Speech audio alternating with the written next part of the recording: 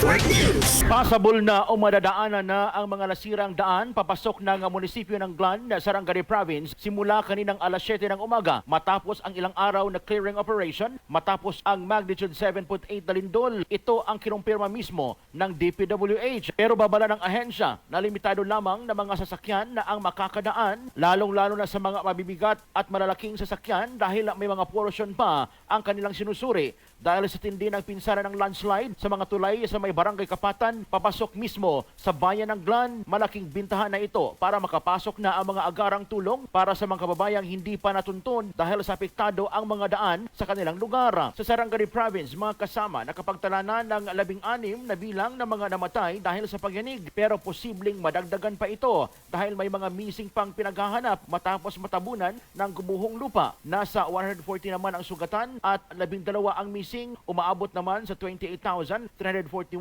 ang mga apektadong pamilya dahil sa nasabing pagyanig sa probinsya ng Sarangani. Kasama mo sa RMN General Santos, Radyoman Brian Oñate, Tatak RMN. RMN Network News.